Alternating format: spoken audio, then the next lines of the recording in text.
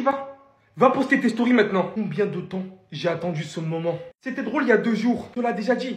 Le football t'apprendra à devenir humble. Quand tu sais que le Real Madrid faisait que de se plaindre et tricher. Quand t'as annoncé en story hier soir que t'allais célébrer comme ça. Je mélange tout. Même ton daron qui disait qu'il cuisine dans sa cuisine et que toi tu vas nous cuisiner apparemment sur le terrain. On a vu ça. On a vu ça, Yamal. Maintenant, je peux rigoler un peu. C'était dans mon cœur tout ça. Le Real Madrid gagne 2-1 et on a vu aujourd'hui quelle est la meilleure équipe d'Espagne. Dommage que Mbappé rate ce penalty parce que le premier pétard qu'il t'envoie avant d'être signalé hors jeu, son deuxième but derrière en profondeur sur la magnifique passe de Bellingham, on avait direct compris qui était qui. Mais tout n'était pas fini. L'égalisation de Firmino Lopez juste avant la mi-temps pour remettre les compteurs à zéro. Jusqu'à ce que lui vienne dire « Je te le permets pas ». Et qui m'avait manqué. Mais que surtout, lui m'avait manqué. Malheureusement, ça se termine très mal à la fin du match. J'ai une vidéo spéciale qui arrive sur lui. Mais la réalité est telle qu'aujourd'hui, le Barça perd. Je suis une personne qui aime beaucoup le trash talk dans le football. Et tel que les joueurs du Real Madrid le pensaient, des phrases comme tricheur, etc. C'était de trop pour ce match. Et aujourd'hui, Yamal, les seules occasions que tu as tentées, tu as été stoppé par ce mec. Carreras.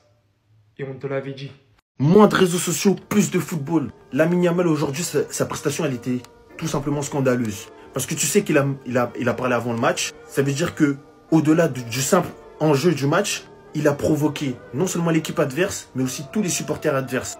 Et mis une lumière sur nos joueurs que limite, ils ne pouvaient pas la surmonter. Parce qu'on aurait mérité de perdre plus. On s'est fait atomiser en première mi-temps. Ça veut dire que si le Real Madrid avait été une équipe plus réaliste, qui avait plus confiance en ses armes, on serait mort encore plus.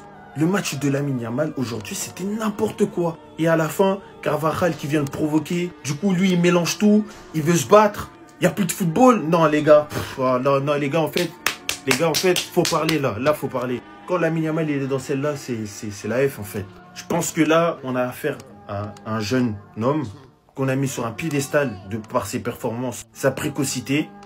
Et que maintenant, si on le laisse devenir fou encore, il va tout mélanger, il va jeter une honte sur nous. C'est du jamais vu. Évidemment, c'est pas après un gros match comme ça que tu vas descendre du train. Mais s'il y a bien une chose que Lamine Yamal il doit comprendre, c'est que ces stories, il n'y a rien. Pour moi, ces stories, elles sont même pas...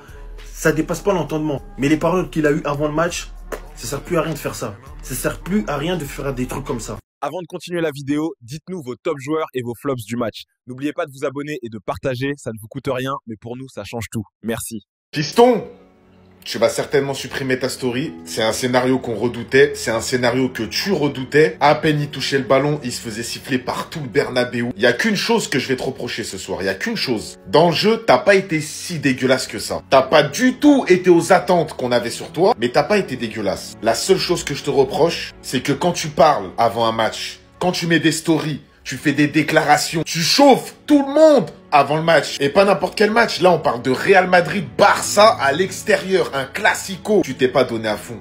Tu t'es pas donné à fond quand tu fais des stories. Mais je veux te voir avec des crampes à la fin du match. Avec des crampes. Je veux te voir le maillot mouillé. Et là, aujourd'hui...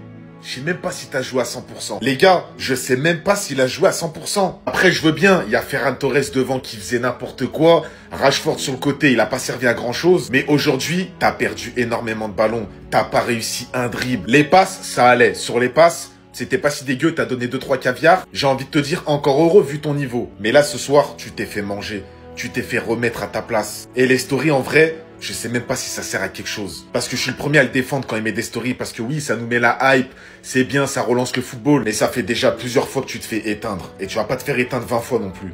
Une première mi-temps bien sauvage comme j'aime. C'est ce genre d'image-là que je recherchais aujourd'hui, peu importe le résultat à la fin. Là, on est sur le match référence du Real Madrid. Depuis le début de la saison, je ne vous ai pas vu comme ça. Tout le monde est au rendez-vous aujourd'hui, à part Arda Güler qui est un peu nonchalant. D'ailleurs, le but du FC Barcelone part d'une perte de balle de sa part. Et devant ta surface, mon ami, pourquoi tu joues à la baballe? Et tout ça, les amis, on va décortiquer un à un à la fin du match. On a bien géré la première mi-temps. Maintenant, la deuxième mi-temps, l'objectif, c'est de continuer à les rentrer dedans. Ce genre d'image-là, moi, me fait kiffer. Il faut qu'à la fin du match, leur mâchoire sente. On t'a loupé, Cubarsi. Quand tu vois un Pedri faire de l'anti-jeu, le gars, il tire le maillot de Vinicius tellement le gars est inarrêtable aujourd'hui. Un Lamine Yamal qui parlait beaucoup il y a quelques jours. Et bah, aujourd'hui, le gars, il est bien mignon. Il n'est même pas dangereux tellement Carreras l'a bouclé. Et d'ailleurs, c'est le Barça tout entier qui, en première mi-temps, n'a pas été dangereux à part leur but qu'ils ont marqué. Et il faut continuer dans ce sens-là. La saison dernière, ils ont fait chier avec leur hors-jeu. Aujourd'hui, encore une fois, regardez le nombre d'hors-jeu. Heureusement que cette fois-ci, Kylian Mbappé est devenu beaucoup plus malin. Même si son premier but a été refusé de manière bizarre. Où est le hors-jeu ici selon vous? Tellement ils savaient pas comment justifier ça, ils sont allés mettre cette photo. En gros, il y a le demi-pied de Kylian Mbappé qui dépasse. Continuez à vous foutre de nous. Cependant, par rapport au pénalty annulé, là je suis d'accord avec l'arbitre. Lamine Yamal touche le ballon en premier et c'est par la suite que Vinicius vient lui taper dans les pieds. Et l'homme du match de cette première mi-temps pour moi, c'est tout simplement Jude Bellingham. On va en parler à la fin. Par contre, j'espère qu'à la fin on va gagner, parce que si je parle comme ça et qu'à la fin on se fait taper, ça va pas être agréable.